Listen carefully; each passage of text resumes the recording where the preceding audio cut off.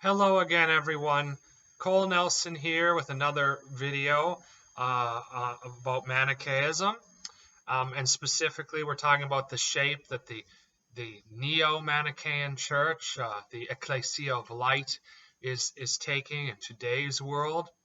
And the topic we're going to talk about is how the Ecclesia of Light is going to view marriage and how it will handle the topic of marriage.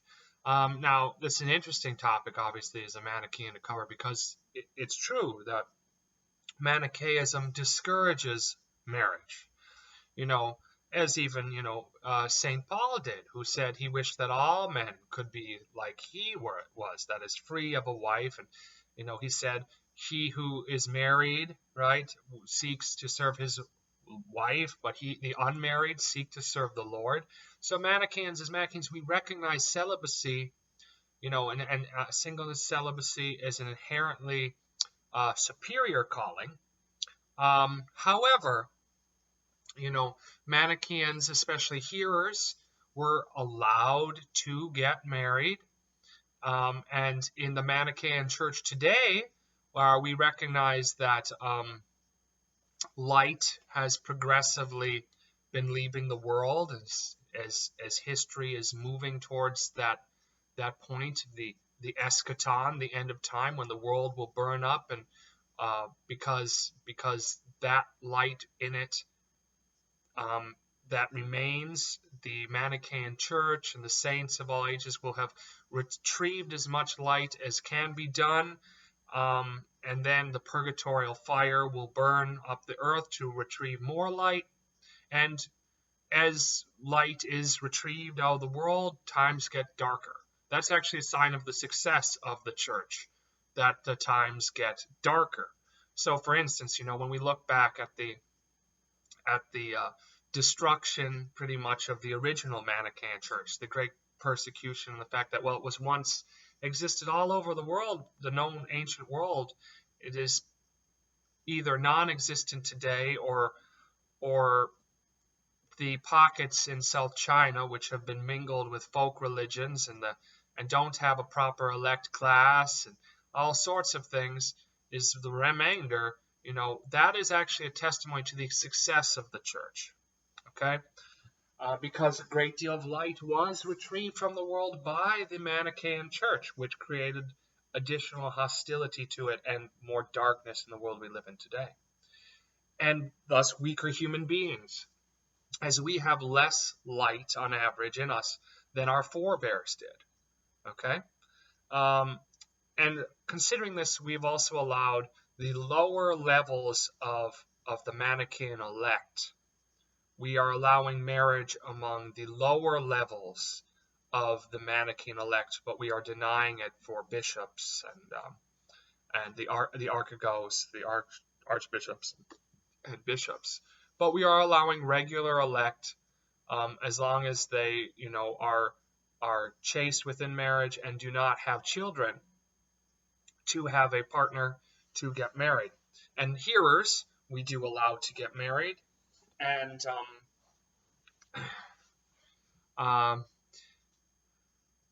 well, we encourage adoption for them as well if they want to have children.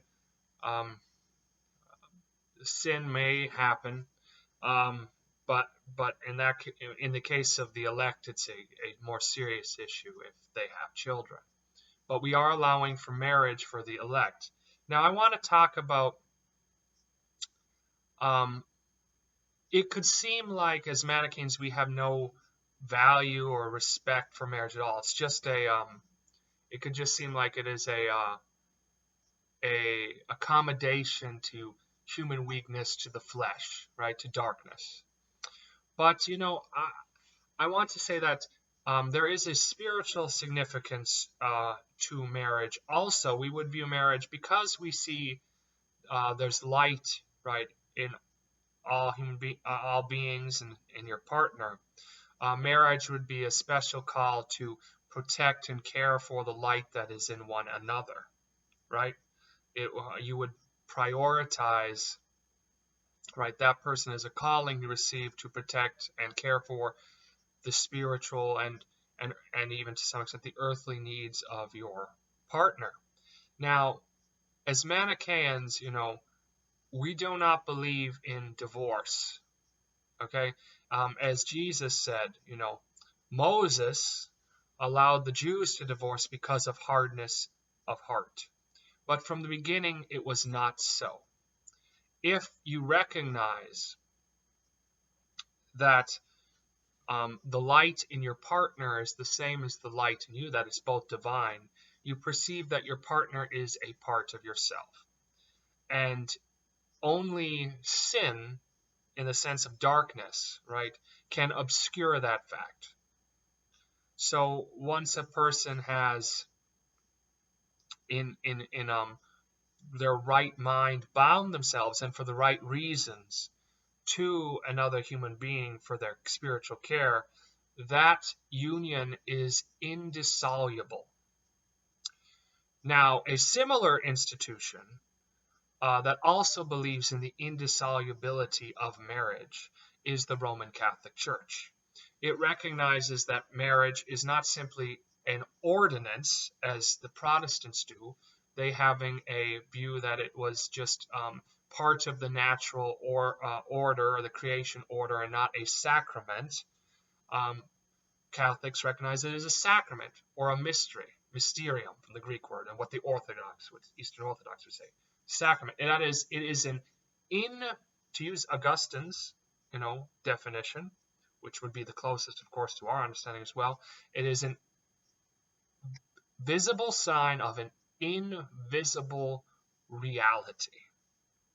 Okay, so marriage is a sign of the invisible reality of the spiritual union, right, that exists between the two members, that they are of the same spirit. They both have the divine spark, the divine light in them, and are right. So, and are one in that sense, as we all are. But marriage is a special call to testify to that oneness. So when it comes to marriage, there is no divorce.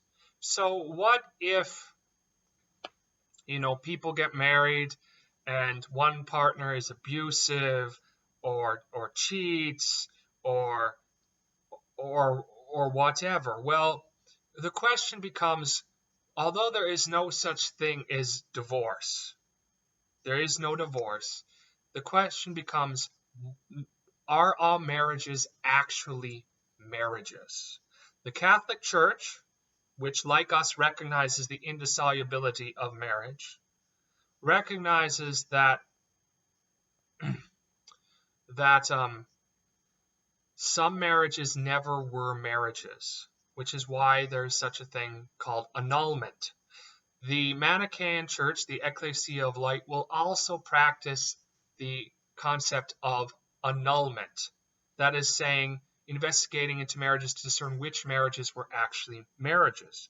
For a marriage to exist, a right understanding of what marriage is must be there, and the people entering marriage must be of sufficient maturity and soundness of mind. I would be so bold as to say that most marriages today are not marriages, because they are entered into for some purpose other than the pure care and spiritual benefit of one another, to care for each other. There's something most people want to get out of their marriage, whether it is sex, children, money, or they just are, they might have some mental issue that obscures their judgment.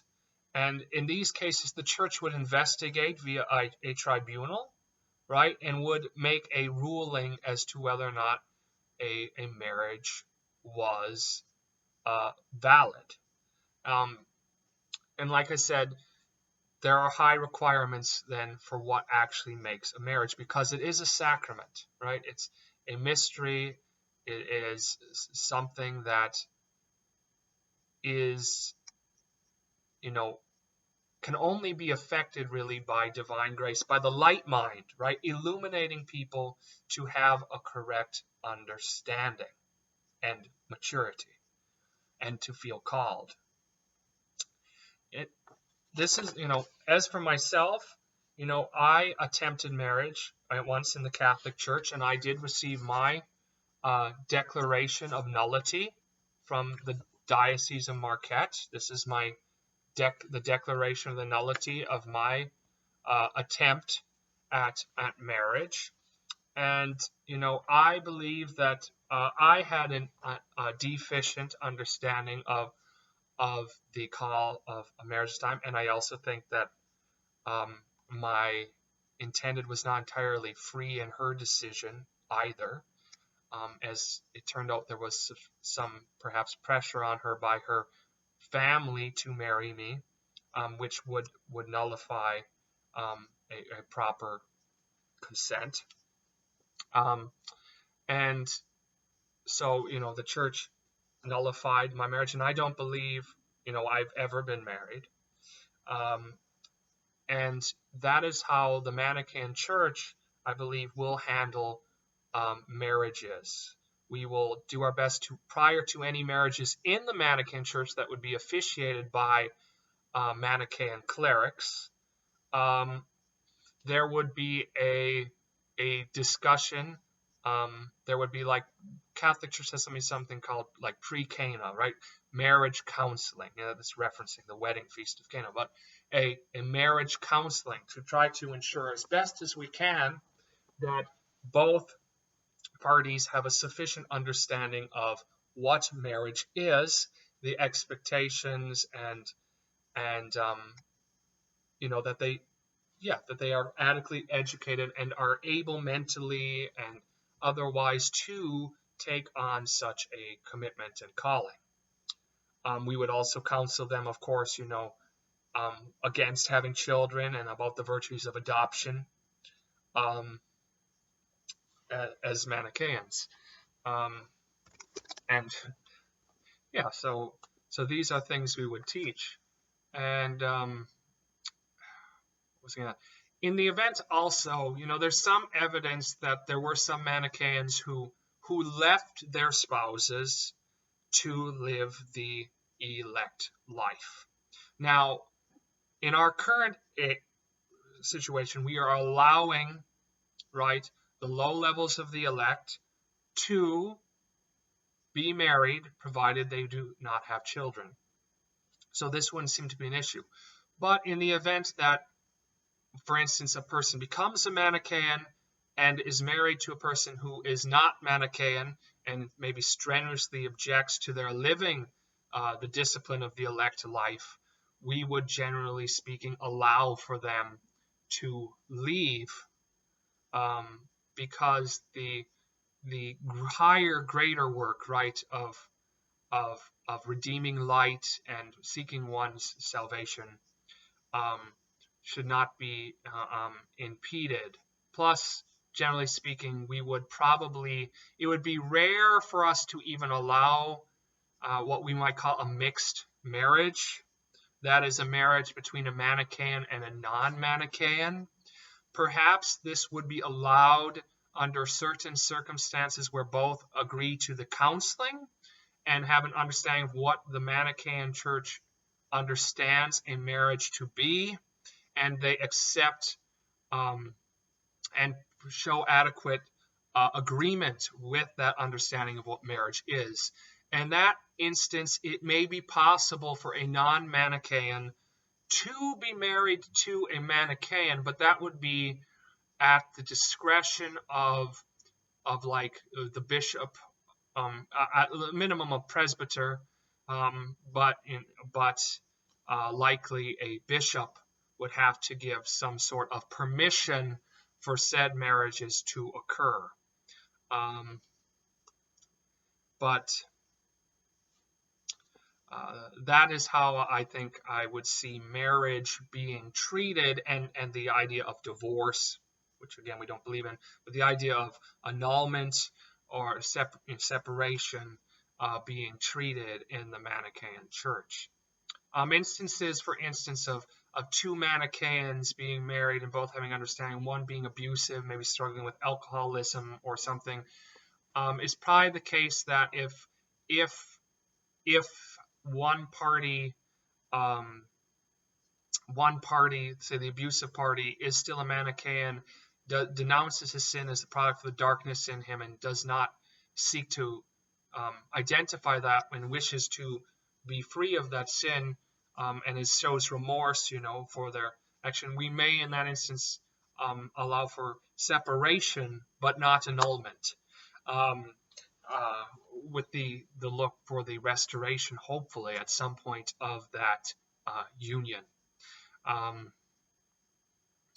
And yeah, so you can leave comments about what you think. This is the direction I think that the Ecclesia of Light should go with this question of marriage and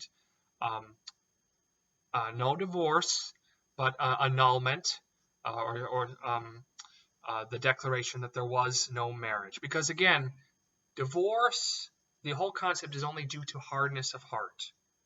And as Manichaeans, our light self can know no hardness of heart. Therefore, divorce is always a product of darkness. And if we're going to identify with the light in ourselves, as we're called to do, divorce is simply not possible. It is not an option. Love is sacrificial and never seeks its own, as the scriptures say.